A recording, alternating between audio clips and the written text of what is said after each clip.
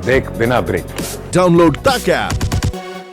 Before last year's Big Bash, you think you just about gave up on your World Cup dream? Bowled yourself into the World Cup team. Now you're in the T20 and ODI times. I mean, what's changed for you?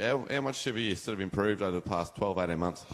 Good question. I think it was just through performance on field. You can improve away from the game all you want, but it's about performing. So I think, as you said, the Big Bash last year, after doing well, got me back in the fold, and then injuries happened, and just trying to be the next guy in. So always trying to stay on top of my game and trying to improve. But I think I'm back in this team because I've performed at the level below. Ian, how challenging it is to bowl, particularly on the Indian wickets, and particularly against this Indian team, which comprises of some big names in world cricket, like Virat Kohli and Rohit Sharma. So how are you looking forward to this upcoming 3-match ODI series? Yeah, it's the biggest challenge in white ball cricket, I think, coming over here and playing against India on the surface. Like you said, it's a lot different to Australia. So the ground sizes are a lot smaller than Australia as well, so miss hits can usually go for 6. So huge challenge, but something we're ready for and spoken a lot about. And I think everyone in the team's experienced playing over here before, so it's nothing new. I think in the next couple of hours, Australia is set to against a Kashmir game, so almost in Melbourne. How much, how important is that big? How much is that still, I guess, on the minds of the Australian team over here, what's happening back home at the moment? Yeah, I didn't know that. So first of all, that's awesome to know that something's going to happen. There'd been some talk about it for a few weeks, but any way we can help, I guess. We were talking about it the other day. How can we help being over here? What can we do? Obviously, money's the most important thing. So how can we help? I know guys have their own individual fundraising that they're doing through hitting sixes and taking wickets, but there's got to be more that we can do. So if there's a game, I know in Adelaide they're doing a game for Kangaroo Island as well. So any way we can help, if it's playing cricket, then we'll do that. So that'll be awesome. Hopefully we can all be a part of it and make a difference.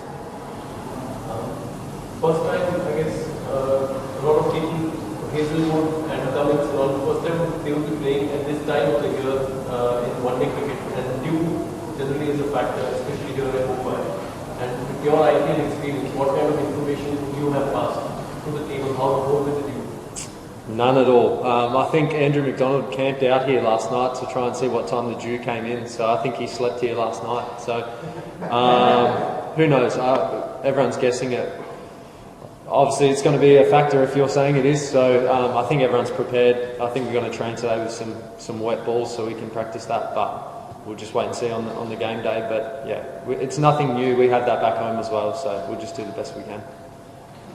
All the teams are building towards World T20 World Cup. What is the relevance of this ODI series according to you? Well, I think looking at my point of view, there's always a chance to perform and put yourself in line to be picked, but it's white ball cricket, it's the same kind of skill set, it's just 50 overs instead of 20, so any performance in any type of cricket is going to get you picked for the T20 World Cup, so no one's really spoken about it, but any time you can perform for your country, same for the Indians. When you're the guys who are fighting for a spot, you're always going to try and take that opportunity.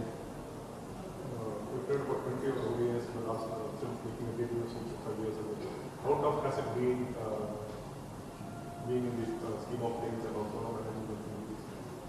Yeah, I think it's been longer than 5 years as well. I think it's been about 8, so they're spread out over a decent amount of time. But I've always just tried to maintain, as I said before, when the first choice guys are resting or they're injured, trying to be in the next group that get picked. So it can be quite tough when you miss out on playing for a few years, and you just try and do the best you can at state cricket and in the Big Bash and be ready to be picked and perform. So nothing different now for this 3-match series. If I get picked, I'm try the best I can to do as best as I can. Can it be frustrating in that times? Not really, because I mean, as long as I'm fit, then I'm happy I'm playing cricket somewhere. So obviously we want to always play for Australia, but as long as I'm playing cricket somewhere, I'm happy. Have you had a chat to Marcus since you've played at the MCG last week? Yeah, a little WhatsApp the morning after, but not a whole lot of conversation about it. I think he realised he made a mistake, and I could just tell by his body language during the rest of his innings that night that he knew he made a mistake. So to be honest, I didn't really need an apology for myself. He didn't offend me. It's more obviously what he said that offends so many people. So yeah, I mean, he didn't need to apologise to me. It's more just his actions and everyone's actions going forward that kind of thing doesn't happen again. What happened before? What was the lead-in? Because it was pretty early in the innings. Can you just talk us through the incidents leading up to it? Yeah, I think we always talk. I mean, we're both competitors, but yeah, it was just a bit of harmless banter about what was happening on field and kind of the way he goes about it. I always want to have a chat to him about that. So yeah, it was just kind of a harmless cricket chat, and then I guess for some reason he reacted the way he did. You have to ask him why, but it was really out of character. He looked more angry than I've ever seen him be. So yeah, I'm not sure what he was thinking, but as I said, the learning has to be that this kind of thing doesn't happen again. How charged up is Manas Labushe? He's been scoring.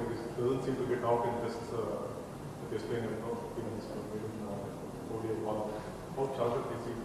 To cement his place in the ODI in the scheme of things? Well, he's always charged up, yeah. I think he batted last night for about 4 hours. I don't think he wanted to go home. So if hopefully he gets picked, because if he's on the bench, he'll be hard work, I reckon. Just he'll want to be out there playing. So yeah, he's charged up. He's very charged up. I'm sure he'll do well if he gets picked. Yeah, just one more question, thanks guys. Last time the depleted team, you recovered from 2-0 to 3-2. Now you are coming with a full strength team. Do you think Australia will hold the advantage, or do you think it's a 50-50 battle?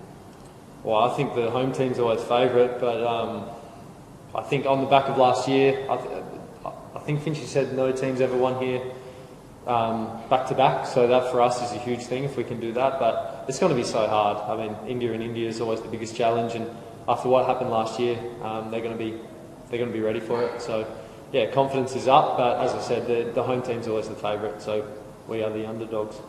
Awesome, thank you.